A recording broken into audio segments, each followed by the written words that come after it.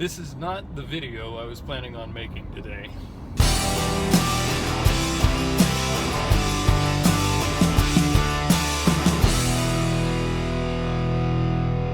So, for some time now, I've known that I wanted to buy a Singer 201. It's widely regarded as the finest domestic sewing machine Singer ever made, and maybe the finest domestic sewing machine anyone ever made. And very, very robust, very smooth, just straight stitch only, but it's supposed to be a great machine. So last week, I was perusing my local Craigslist, and I saw an ad for an antique Singer sewing machine. It just had one not very good picture, and as soon as I saw it, I knew, okay, that's a 201, and it was priced pretty low. I think it was priced around $100. That's what I paid for it when I eventually picked it up. So on Friday, I went and saw the machine, and it was rough and it needs to be rewired. It works and works beautifully, but the wiring is pretty scary and it's pretty dirty. So it's going to need some work. I'm going to completely rewire the machine. But hooray, I got my 201, and that's the video I was going to make today, is showing you the 201 and telling you a little bit about it. But I'm in a car right now. Today's Labor Day, and a couple days ago I was out running some errands and had some time to kill between a couple of those errands, and happened by a thrift store and I poked my head in there, and they had a 201, and it was priced at $200.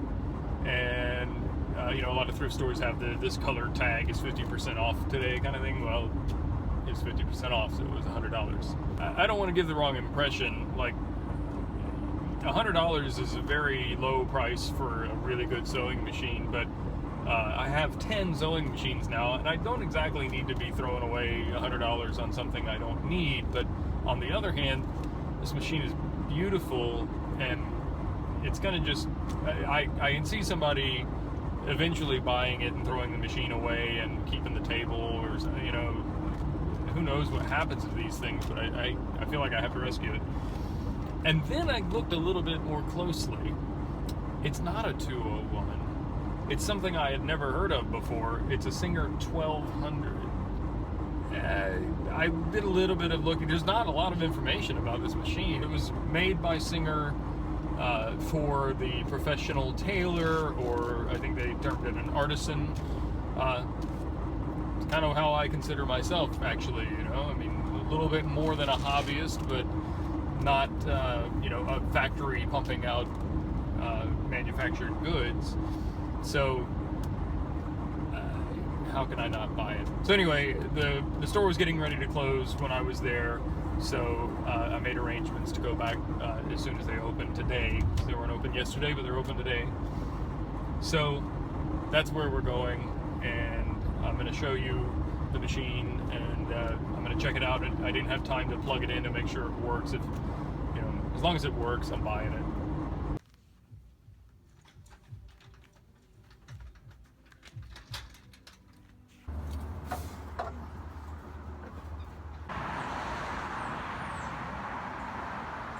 So this is the Singer 201-2 that I purchased a couple of days ago, thinking I would never find another one again.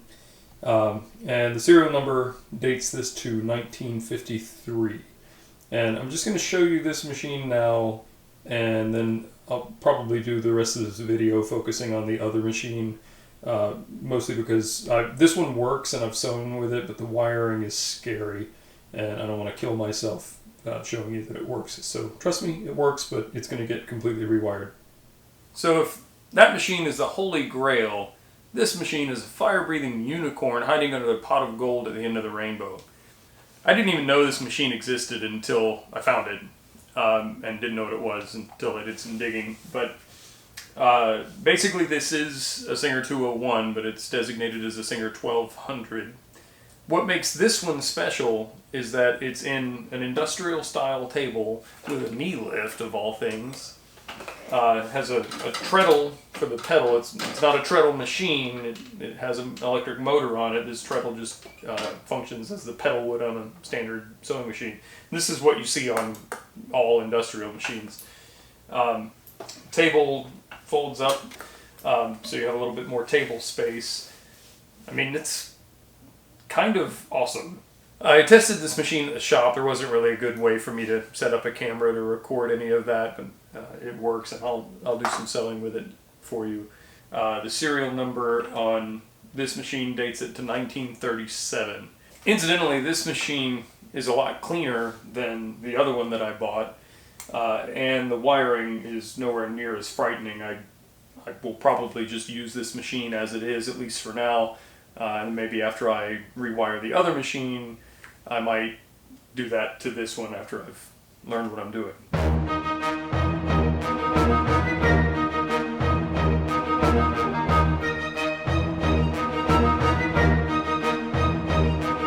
So what makes the Singer 201 such a desirable machine? Well, to start with, it has generous bed and throat opening, so you could roll up a pretty good sized bit of material to get in here and sew it. Because it's straight stitch only, the hole in the needle plate for the needle to pass through is just big enough for the needle. So if you're sewing lighter fabrics like ripstop nylon, that kind of thing, the fabric won't have a tendency to be sucked down into that hole, which should keep the stitching smoother and have a nicer appearance. This machine has a drop-in bobbin, which is very convenient when changing bobbins, to not have to deal with a bobbin case. Underneath you can see the machine has a couple of gearboxes and metal shafts that direct the power to the various components. There are no belts, there's obviously no plastic in this. This thing will probably still be sewing in another 100 years if somebody is around and wanting to sew by then. I want to be clear, this is not an industrial machine. Inevitably, when you do any research on machines like this, you'll find some forum post where someone's asking if this can sew leather, or if it's an industrial or whatever. This is a domestic machine that is intended to sew the kinds of materials that you might use around the house to make clothing, to do draperies, maybe some light upholstery work. That said, as a domestic machine goes, this is about as beefy as you're going to find, and I don't know what you'd have to do to break this machine, but I'm not going to try because I want to respect the machine and use it for its intended purpose. But there's very little that should go wrong with this machine. Unlike many machines of all eras, instead of having a belt that goes around the wheel and connects the motor to the wheel to then drive the mechanism, the motor on the 201 is directly attached to some internal gearing inside here. And this is commonly referred to as the potted motor, and I don't really know why. Having it directly attached means you don't have to worry about belts wearing out or getting out of adjustment or breaking or whatever.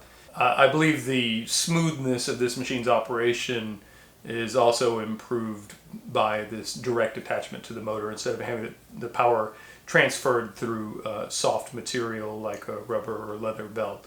Both of the machines that I just got need new tires on the bobbin winders. This is the part that interacts with the wheel as the wheel turns to spin the bobbin around to load thread on it. So I'll have to order new tires for both of them. I think that's like a $5 part. One of Singer's other great contributions to sewing is the little brother or sister of the 201, the 221 Featherweight. This one belonged to my grandmother and made all of my mom's clothing all the way through high school. This is a 1936 machine, so it's a year older than this one. They're very similar machines. This is very much a mini-me of the 201, except that it does use a belt to connect to the motor rather than the potted motor on the 201. But isn't that adorable? By the way, this is a badass little machine too. If you are in the market for one of these and you want to know how to spot one, I found a pretty good article on how to spot the differences between these and some of the more common Singers of this era. I'll try to put a link to that in the description if I don't forget, but it's relatively easy, I think. To me, the most obvious feature of the 201 that makes it stand out is that the light is on the front of the machine. The 201 and the featherweight both have this feature. You're never going to mistake a 201 for a featherweight. The size difference is the most obvious reason. All the other black Singers of this era have their light mounted on the back. So if you see the light on the front and it's a full-size machine, it's probably a 201, assuming it's a Singer and not some other brand. This has a pretty interesting way of regulating the forward stitch versus reverse stitch relationship. This knob here can be loosened, and if you turn it, it closes up the spacing so that if you're on a very short stitch length, you also get a short reverse stitch length so the stitches match when you do your back stitching. I don't know how hopeful to be that I'm going to successfully wind a bobbin here, but let's give it a try. I think you normally wind a bobbin from a regular spool on this spool pin, and this machine's missing the spool pin at the top. But I'm going to try to go from the thread stand and see if I can make this work.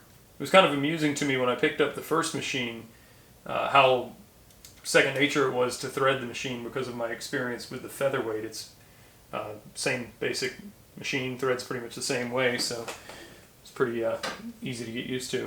Surprisingly, the bobbin winder is working okay even with that broken tire.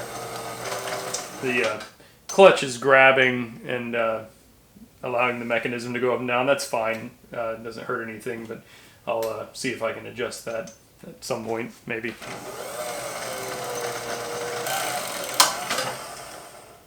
Yep, kicks off perfectly. So I'll quickly show you how to thread the machine. It's very, very simple. You would either be coming off a spool pin on the top, or as I am, off of a cone thread stand. There's a guide here on the top of the front of the machine, and then just guide it between the discs, hook over the tension spring and over the little hook on the tension assembly, and then through the lifting arm.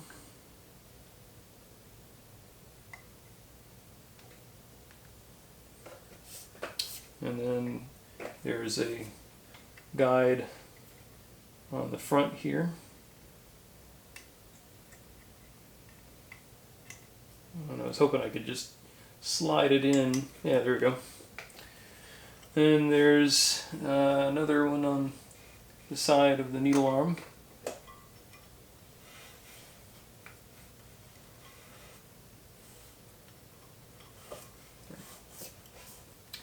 And one more.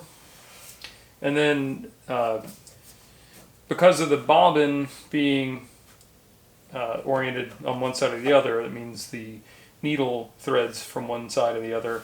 And in the case of the 201 and in the featherweight, the needle threads from right to left. A lot of the other machines that I've used that thread from side to side seem to go from left to right, but for whatever reason, these go right to left. And I gotta grab my glasses because I can't see up close well enough to thread this thing without it. The 201's a full rotary hook machine instead of an oscillating hook, which probably also contributes to its smoothness. Not to belabor the point, but since I bought the other 201 the day before I found this one, someone might sanely say, why would you buy the other one? Because of the knee. Man, a knee lift is so awesome. If you've never used a knee lift, once you do, it's very hard to go back.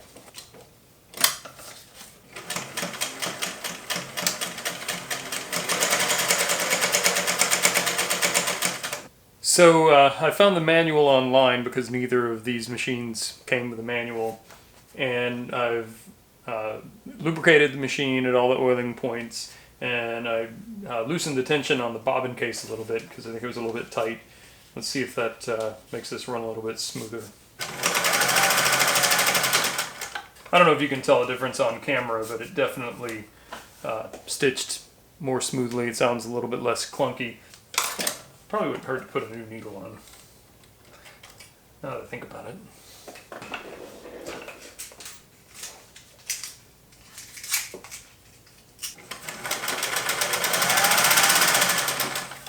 I put a new needle in, and that cleaned the stitches up quite nicely.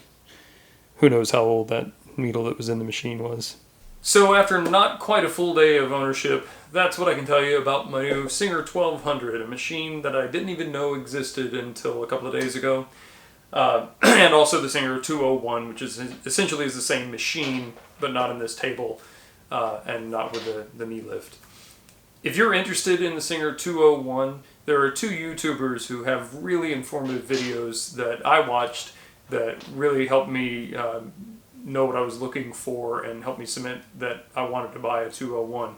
Alexander Dyer, his channel is awesome, and if you aren't already aware of it, you should definitely go subscribe to his channel right away. And also The Sergeant.